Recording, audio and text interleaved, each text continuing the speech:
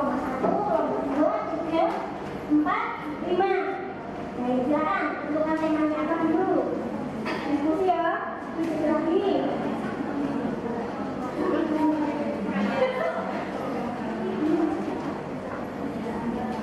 Kelompok 1 kan di sini apa sini? Sini kelompok 1 sudah pas, sudah mengasihkan tema? Belum, diskusi dulu. Berarti 2 menit lagi ya. Nah, kelompok 2? Liburan, sip. Kelompok 2 sudah memilih tema liburan. Kelompok 3? Kelompok 3, usah ada keluarga loh. Kelompok 3. Kelompok 3, Bu. Saya memilih tema yang di luar dari tema yang sudah ditentukan. Boleh? Gitu. Kelompok 3 ini kelompok 2. Nah, kelompok 1, 2, 3, 4. 4 tadi mana? Sini apa sini? Nah, kenapa kelompok 4 apa? Remaja. Kelompok 4 temanya remaja.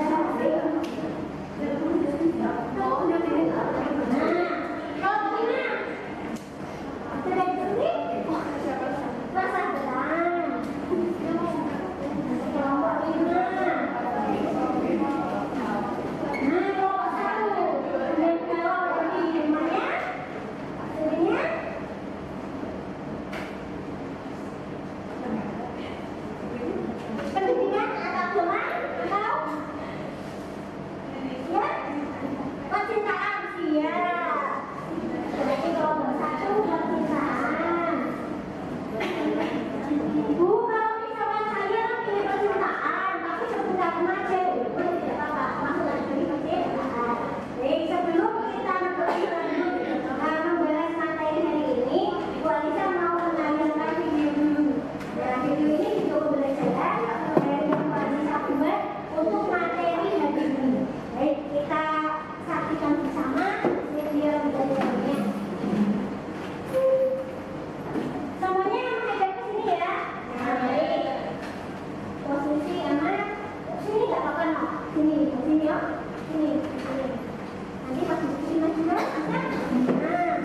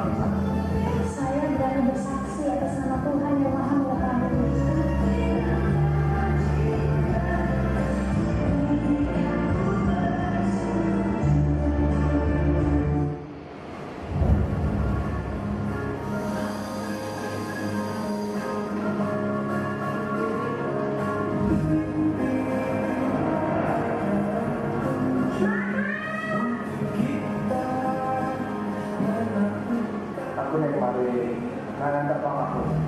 Ya ada perlu kan kau bos.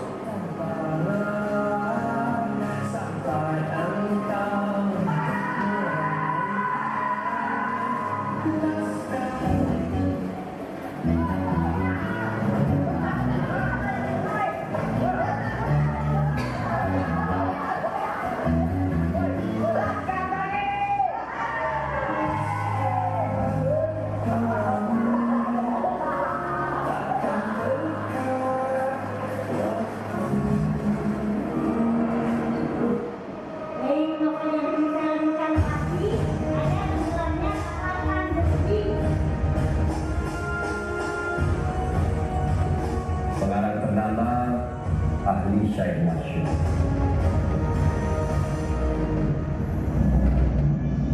Siapa itu? Dia diberi nama Hayati, kecantikan ciptaan alam. Cantik sekali. Si Hayat pulang aja. Pakai payung pun. Itu hanyalah khayal dongeng dalam kitab saja. Kau ni paping mana-mana. Zainuddin tidak masuk. Engkau Zainuddin akan menjadi suamiku kalau tidak di dunia. Karena suamiku datang. Hati cantik sekali. Kau ini indah. Yang mau hidup di lapas dari binasakan oleh perempuan itu. Aku mesti tidak kembali. Hai, kekasihku. Bukan kos gua, pergi kos gua.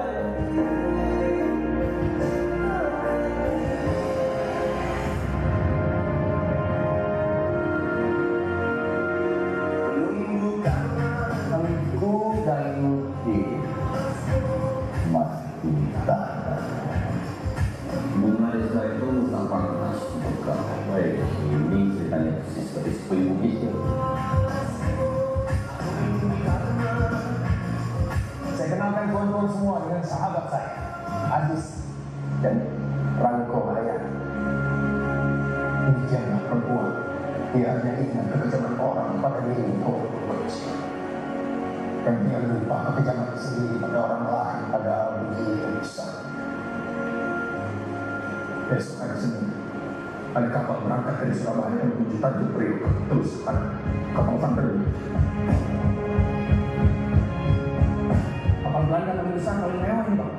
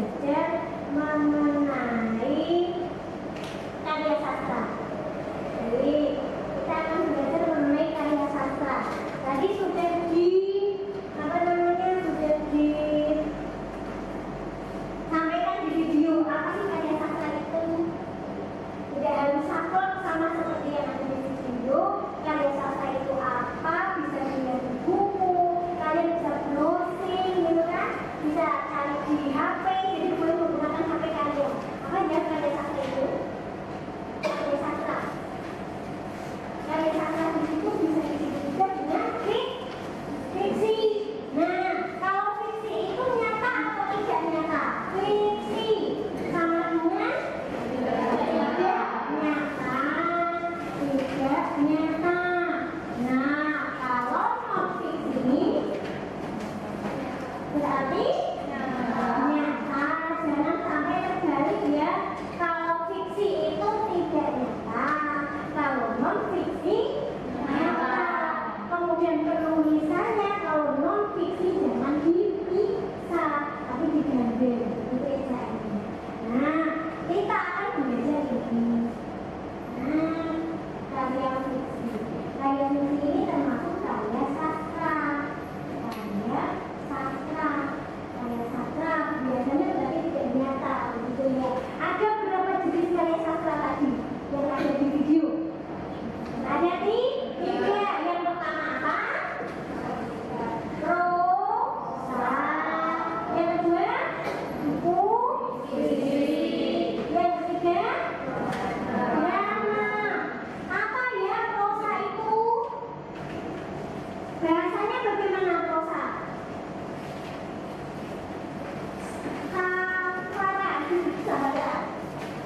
Prosa apa prosa? Tadi kalau bahasanya panjang apa pendek ya? Kalau prosa ya? Bahasanya panjang. Kalau puisi? Kalau drama bentuknya apa dong? Percakapan atau dialog gitu ya. Nah kalau prosa itu karena bahasanya panjang, salah satu contohnya ada cerpen. Kemudian apa lagi? Ada cerpen, kemudian novel. Nah hari ini kita akan fokus dulu pada apa namanya cerpen dan novel. Apa sih cerpen itu? Ada yang sudah pernah baca cerpen? Sudah pastinya ya, pelajaran-pelajaran kemarin. Apa ya cerpen itu? Cerpen adalah coba jelaskan apa itu cerpen sambil menghafal nama bukan bisa karena baru tahun ini ya masuk ke sekolah ini. Cerpen itu apa? Definisinya yang kalian temukan. Jadi cerpen itu apa? Definisinya yang kalian temukan, yang kalian pahami. Kan bisa beda-beda, boleh. Nah, coba Farah mana? Apa? Cerpen apa? Cerita pendek. Bu, cerpen itu cerita pendek. Berarti ceritanya pendek. Itu salah. Kalau definisi cerpen lagi menurut Selvi. Mana Pi? Selvi? Nah, apa nih cerpen itu? Cerita pendek selain yang sudah disampaikan tadi. Cerita pendek yang bagaimana? Cerita pendek yang bagaimana? Cerita pendek yang lebih pendek daripada novel Bu, boleh. Cerita pendek yang lebih pendek daripada novel Bu, boleh. Ada lagi yang lebih panjang namanya roman. Nah, lebih panjang lagi namanya roman.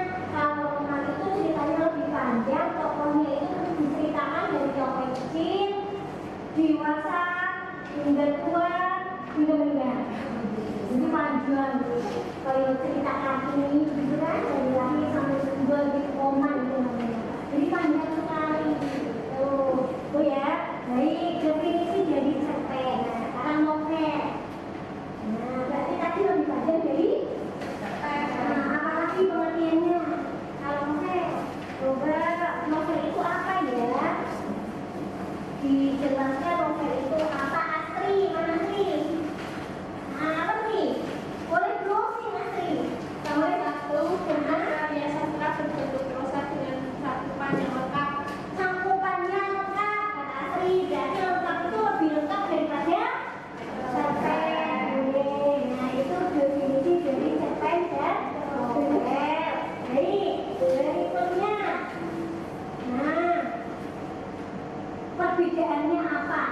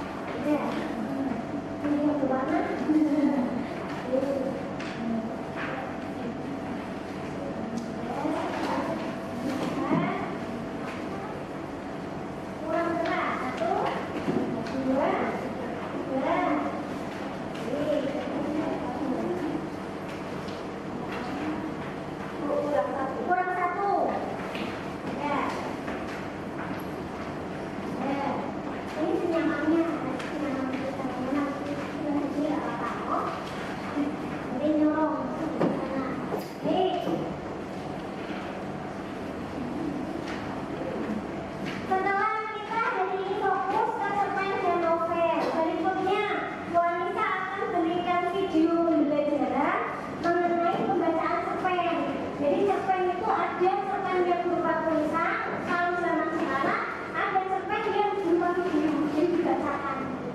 Nah, ada cerpen yang berupa video, nanti Ibu Alisa tayangkan judulnya Gus Jafar. Nah, di LKPD aja, kemudian nanti di situ aja silakan disimak, kemudian sambil dibaca kembali gitu ya. Selamat menyaksikan.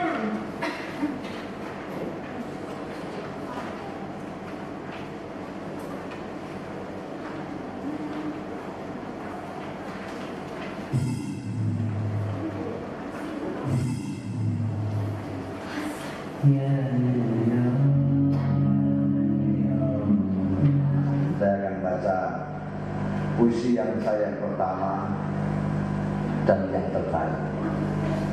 Setelah itu, dari cerpen saya yang pertama ini yang terbaik, setelah itu jelek semua. Cuma ini tak yang baik. Ini saya baca puisi yang ada. Judulnya Gus Jafar. Di antara putra-putra Kiai Saleh, pengasuh pesantren Sabilul Muttaqin dan sesepuh di daerah kami, Gus Ja'farlah yang paling menarik perhatian masyarakat. Mungkin Gus Ja'far tidak sealim dan sepandai saudara-saudaranya, tapi dia mempunyai keistimewaan yang membuat namanya tenar hingga keluar daerah. Malah konon beberapa pejabat tinggi dari pusat memerlukan sowan khusus ke rumahnya setelah mengunjungi Kiai Saleh. Kata Kang Solikin yang dekat dengan keluarga dalam, bahkan Kiai Saleh sendiri segan dengan anaknya yang satu itu. Kata Kiai, Gus Jafar itu lebih tua dari beliau sendiri. Cerita Kang Solikin suatu hari kepada kawan-kawannya yang sedang membicarakan putra bungsu Kiai Saleh itu. Saya sendiri tak paham apa maksudnya kok anaknya lebih tua dari beliau itu. Tapi Gus Jafar memang luar biasa, kata Mas Bambang, pegawai Pemda yang sering mengikuti pengajian subuh Kiai Saleh. Matanya itu loh, sekilas saja beliau melihat kening orang, kok langsung bisa melihat rahasianya yang tersembunyi. Kalian ingat nggak Sumini yang anak menjual rujak di terminal Aman, yang dijuluki perawan tua itu? Sebelum dilamar orang Sabrang, kan ketemu Gus Jafar. Waktu itu Gus Jafar bilang, "Sum, kuliah kok keningmu kok bersinar? Sudah ada yang lamar ya?" Duh, tak lama kemudian orang Sabrang itu datang melamar Sumini. Kang Tanggar kan juga begitu, timpal Mas Guru Slamet. Kalian kan mendengar sendiri ketika Gus Jafar bilang kepada tukang kebun SD 4 itu, "Kang, saya lihat hidung sampean kok sudah bengkok, sudah capek menghirup napas ya?" Loh, ternyata besoknya Kang Tanggar meninggal.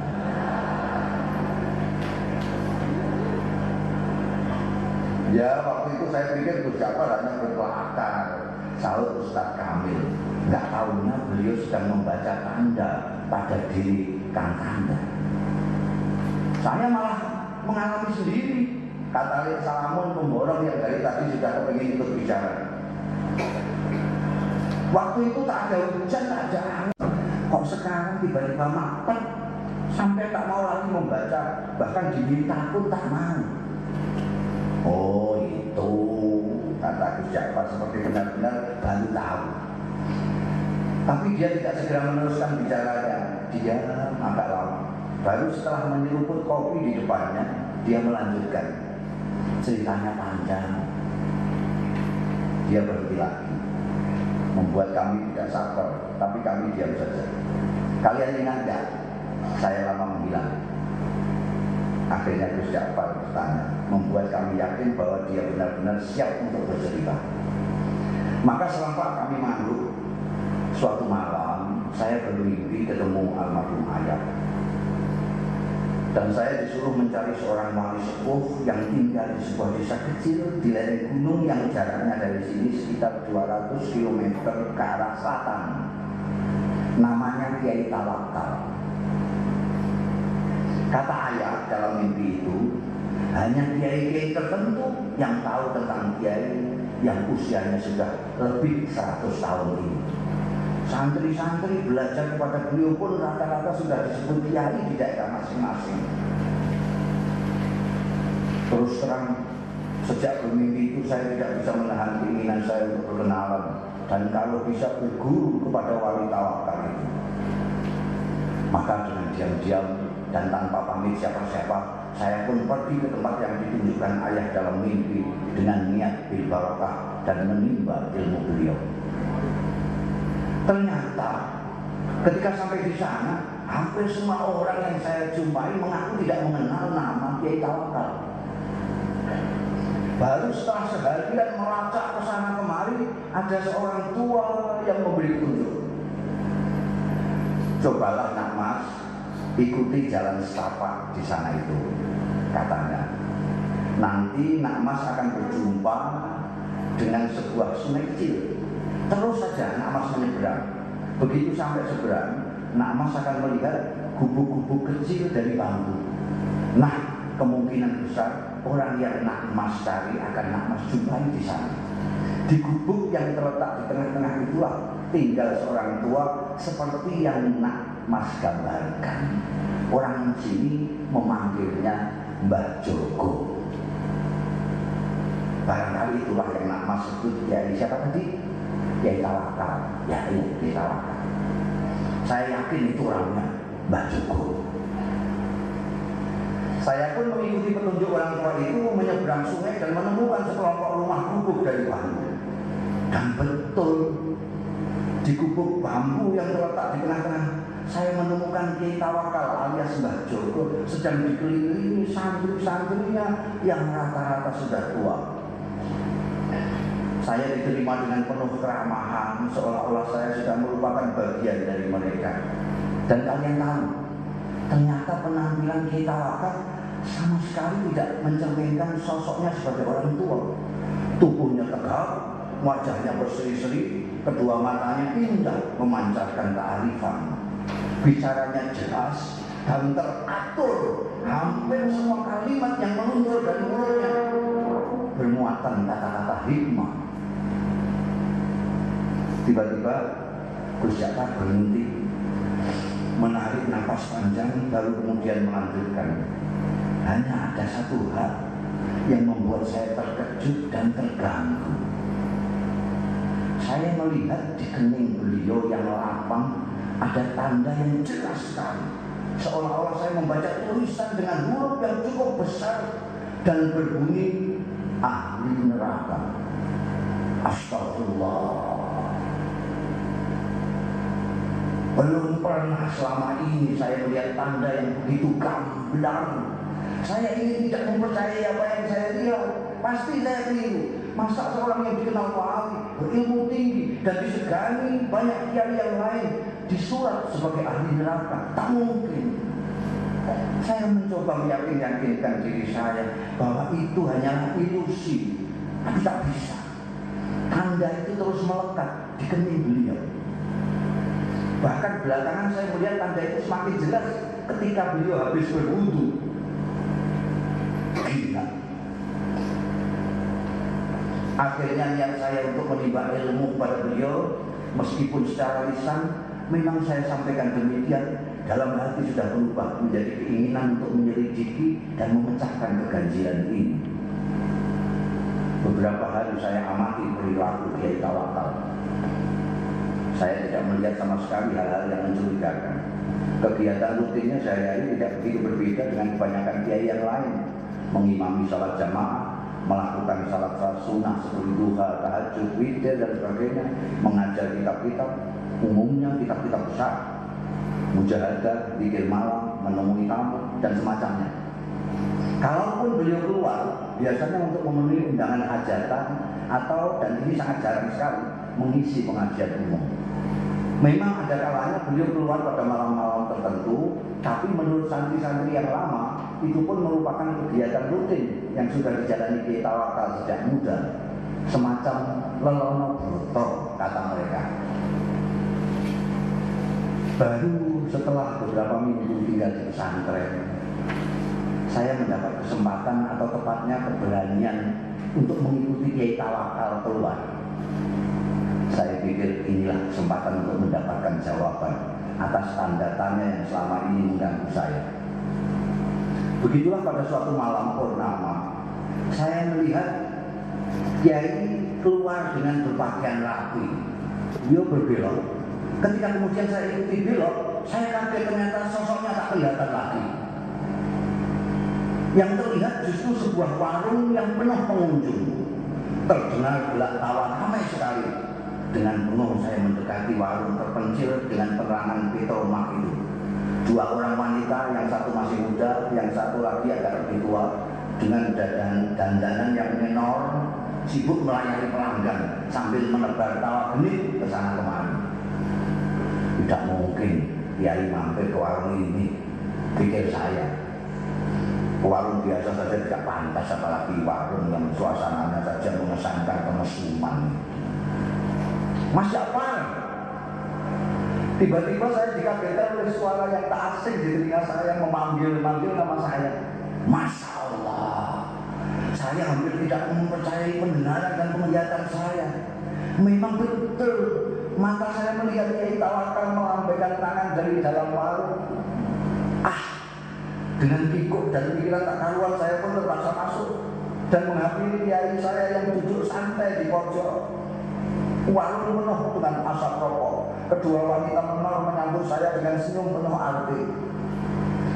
Kiai Tawakal menyuruh orang di sampingnya untuk bergeser. Kasih kawan saya ini tempat sedikit. Lalu kepada orang-orang yang ada di warung, Kiai memperkenalkan saya, katanya, ini kawan saya, dia baru datang dari daerah yang cukup jauh, cari pengalaman, katanya. Mereka yang duduk dekat serta-merta mengulurkan tangan, menjabat tangan saya dengan ramah, sementara yang jauh melambaikan tangan. Saya masih belum sepenuhnya menguasai diri, masih seperti dalam mimpi. Ketika tiba-tiba saya dengar Kiai menawari, minum kopi ya. Saya mengangguk asal mengangguk.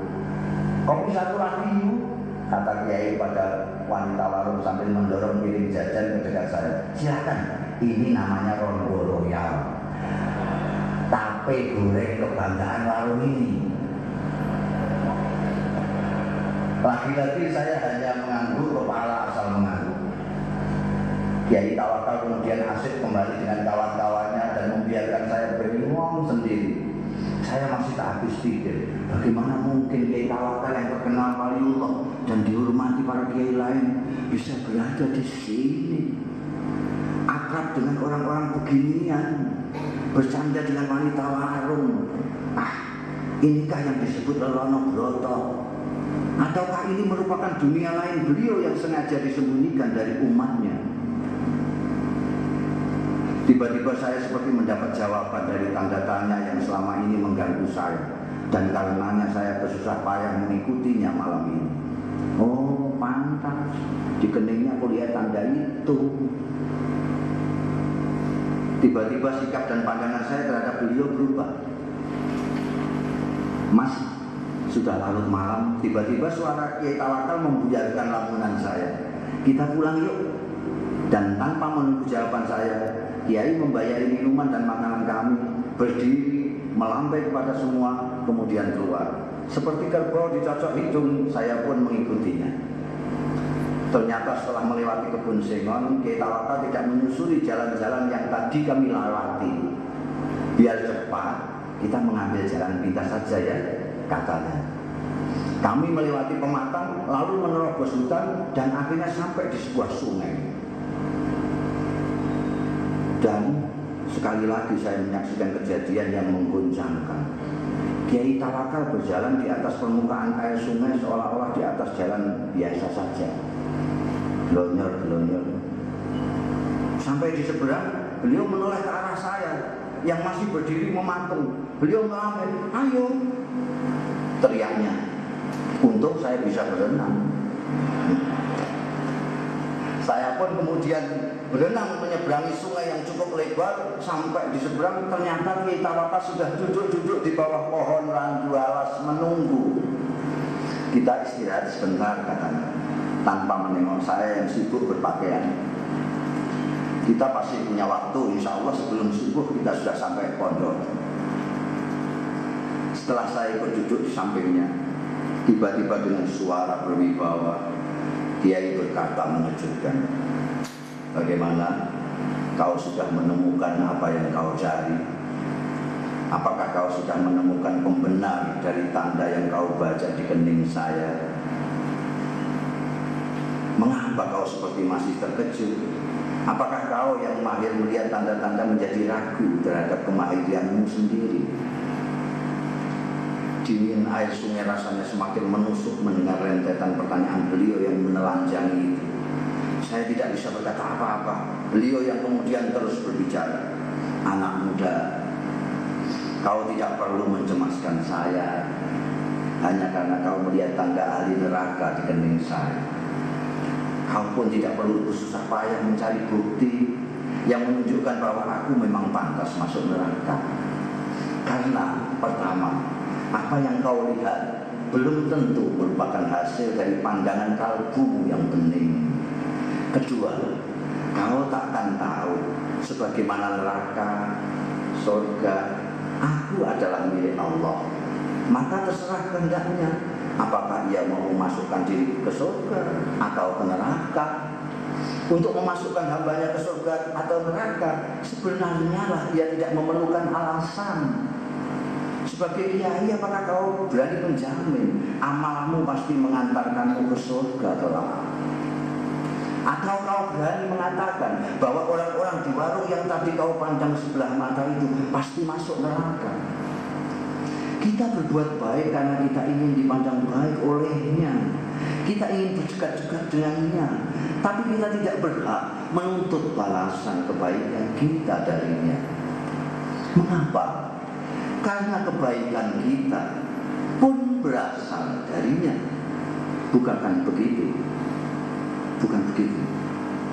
Aku hanya bisa menuntut. Sementara Kiai Tawakal terus berbicara sambil menepuk-nepuk punggung saya. Kau harus lebih berhati-hati bila mendapat cobaan Allah berupa anugerah. Cobaan yang berupa anugerah tidak kalah gawatnya dibanding cobaan yang berupa penderitaan. Seperti mereka yang di warung tadi, kebanyakan mereka orang susah. Orang susah sulit kau bayangkan bersikap takabur atau ujub, atau sikap-sikap lain yang cenderung membesarkan diri sendiri. Berbeda dengan mereka yang mempunyai kemampuan dan kelebihan, godaan untuk takabur, sombong dan sebagainya itu datang setiap saat. Apalagi bila kemampuan dan kelebihan itu diakui oleh banyak pihak. Malam itu saya benar-benar merasa mendapatkan pemahaman dan pandangan baru dari apa yang selama ini sudah saya ketahui. Ayo kita pulang. Tiba-tiba Kiai bangkit. Sebentar lagi subuh. Setelah sembahyang subuh nanti kau boleh pulang. Saya tidak merasa diusir. Nyatanya memang saya sudah mendapat banyak dari Kiai luar biasa ini. Ketika saya ikut bangkit, saya celingungan. Kiai Tawakal sudah tak tampak lagi. Dengan bingung saya terus berjalan. Ku dengar azan subuh berkumandang dari sebuah surau, tapi bukan surau bambu kami. Seperti orang linglung, saya datangi surau itu dengan harapan bisa ketemu dan berjamaah salat subuh dengan Kiai Tawakal. Tapi jangankan Kiai Tawakal, orang yang mirip beliau pun tak ada. Tak seorang pun dari mereka yang berada di surau itu yang saya kenal. Baru setelah sembahyang, seseorang menghampiri saya. Apakah sampean Ja'far? Tanyanya. Ketika saya mengiyakan, orang itu pun menyerahkan sebuah bungkusan besar yang ternyata berisi barang-barang milik saya sendiri. Ini titipan Mbah Jogo, katanya milik sampean. Beliau di mana? Tanya saya buru-buru. Mana saya tahu, jawab Mbah Jogo datang dan pergi semaunya. Tak ada seorang pun yang tahu dari mana beliau datang dan kemana beliau pergi. Begitulah ceritanya. dan Kiai Tawakal alias Mbah Joko yang telah berhasil mengubah sikap saya itu tetap merupakan misteri. Gus Jafar sudah mengakhiri ceritanya, tapi kami yang dari tadi suntuk mendengarkan masih dia menawarkan suguhannya. Monggo tidak. Dua kali tepuk pramuka.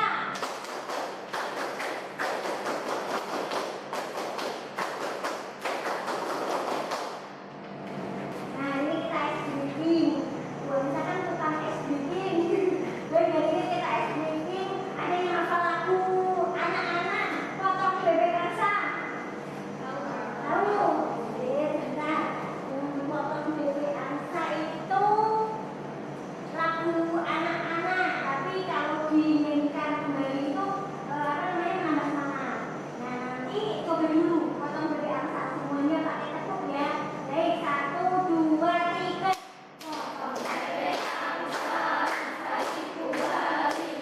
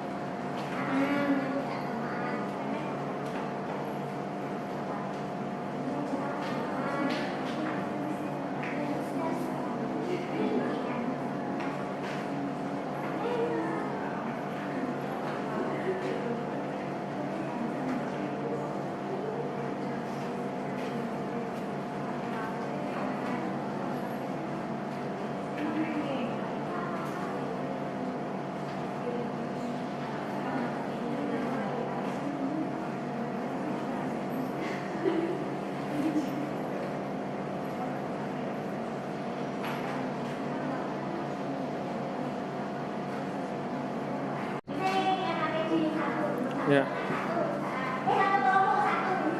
Satu kelompok satu ditulis ya. Kelompok satu, kelompok dua, kelompok tiga,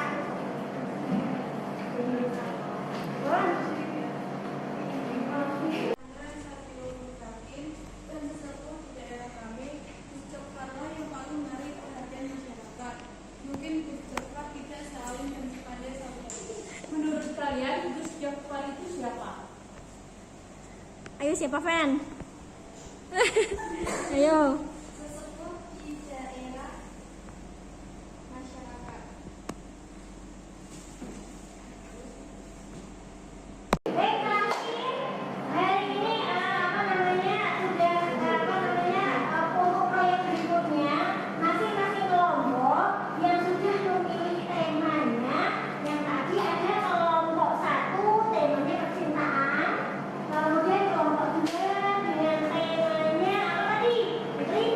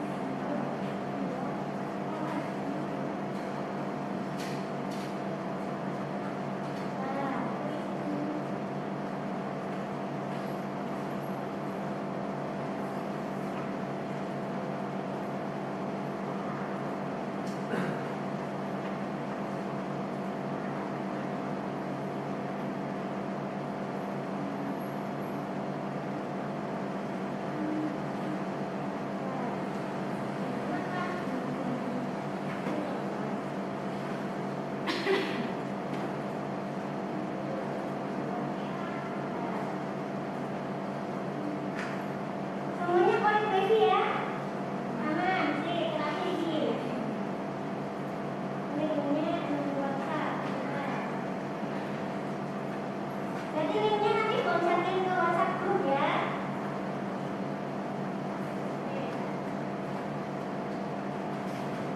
Nomor cak, karena nomor berapa? Iya.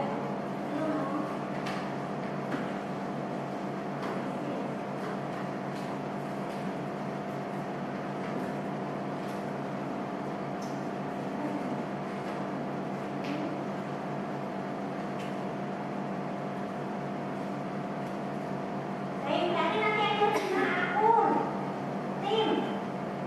Nah,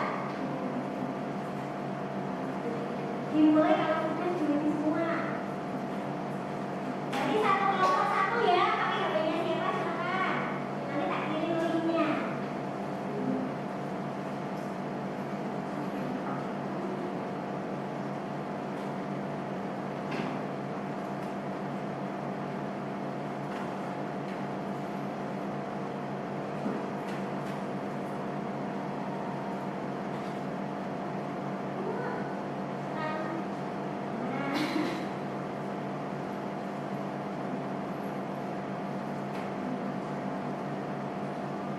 Ini yang musiknya sama, musiknya tak.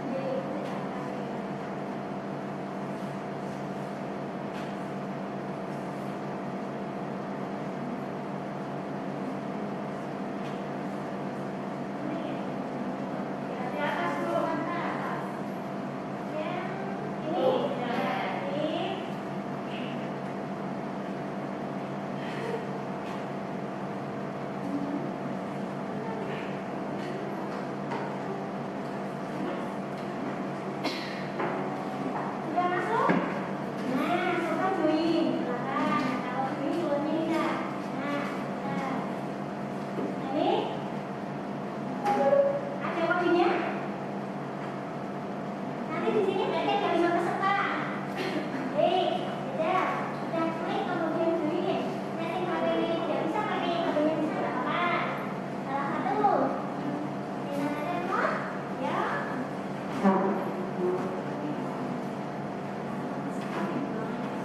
Dapatkan voucher belanja 15 juta. Ya, dapatkan voucher belanja 15 juta. Masuk, itu kodenya. Yo. Pakai apa sama? Kodenya. Oh ini sudah masuk. Itu belum ada, masih 0 peserta. Ya, harusnya berarti di sini 5 peserta. Nah, ini mana sih? Ini ya, nol kan? Ya. Belum? Sudah harus join? Sudah? Oh, mereka nunggu belum mulai. Berarti mulai dulu ya? Sudah terima nanti ya? Menunggu dulu mulai ada sesinya ya? Ini sudah semuanya? Kelompok 1? Sudah siap kelompok 2? Siap, kelompok 3? Siap, kelompok 4? Kelompok 5? Baik, kita mulai dari sekarang 5, 4, 3, 2, 1. Baik. Harus mulai. Ini lagi, ini kok pada ada merah. Lagi merah. Orang belum bisa.